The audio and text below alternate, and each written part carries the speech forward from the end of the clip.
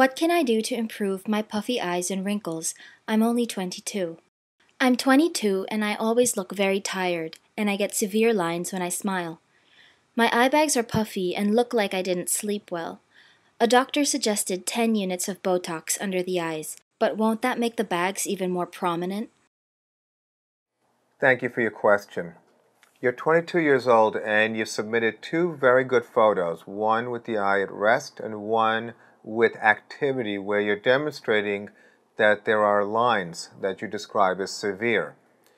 And by your question, you have mentioned that you saw a doctor who was suggested 10 units of Botox, and you're asking a very appropriate question in that will that relaxation result in increasing the prominence of the bags? So, before we discuss therapeutic options, let's just first define the issues that you're dealing with and what they are. So, let's begin with the puffy bags. Puffy bags, as they appear in the photos, are most likely due to something called lower eyelid fat prolapse.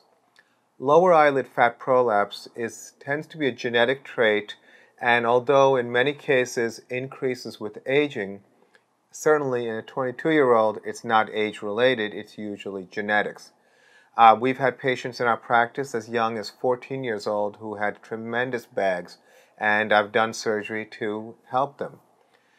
In your situation, if your puffiness is something that is constant and persistent, then most likely a definitive surgical procedure will be the solution to your issue.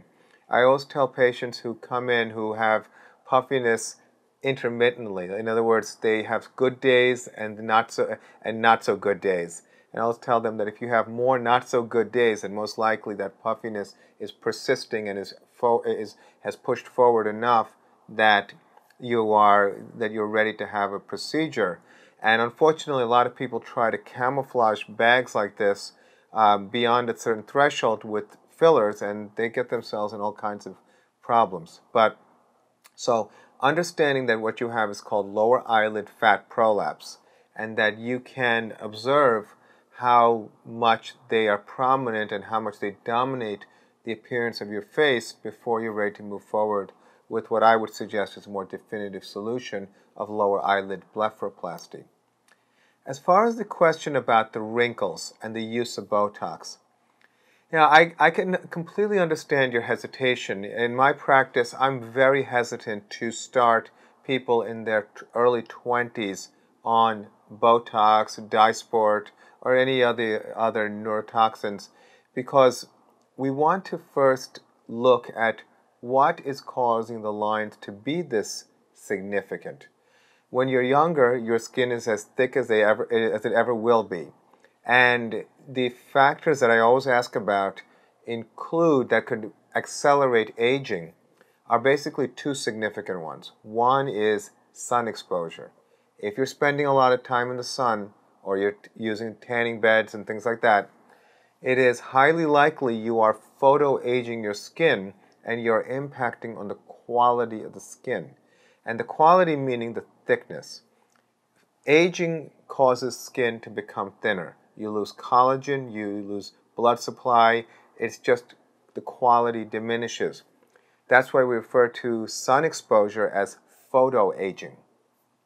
The other factor I always ask about is smoking.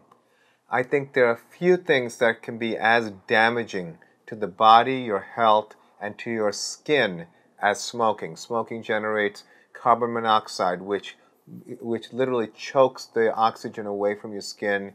It generates free radicals, which damage the skin. And so besides doing horrible things to your lungs and to your blood vessels, but it is often reflected in your skin. And very often, being in practice for 20 years and graduating medical school in 1988, I can tell you that I can literally look at a person and know that they're a smoker because of a certain quality of their skin. There's almost a grayish quality. So if you are smoking or if you are spending a lot of time in the sun, it is recommended that you diminish the amount of sun exposure, wear sunblock, and of course, stop smoking altogether. That being said, 10 units of Botox, which if it's going to be distributed to both eyes, is 5 units per eye. It's not likely to make the bags look worse because it's not really a very high dose. But it is something that you might want to consider trying if you don't have any of the other risk factors as I described earlier. But at the same time, remember that with the Botox, it reduces the activity of the muscle called the orbicularis oculi muscle, and that's the muscle that works when you're squinting. I also educate my patients to differentiate and distinguish between the activity of the muscle and then the lines that are formed when you smile. When you smile, your cheek moves up and it has almost an accordion effect, and it often is mistaken for activity of that muscle, and people will come back for Botox enhancements. And then when I show them the difference, then they understand that physical movement cannot be changed with Botox, and you don't want to stop your cheek from moving up. So it's about diminishing that activity. So I think that getting additional opinions and certainly exploring the risk factors that might be accelerating the aging of your skin are very, very important. So meeting with some more than one doctor and getting some additional opinions will probably be helpful in you understanding the situation with your eyes. So I hope that was helpful. I wish you the best of luck, and thank you for your question.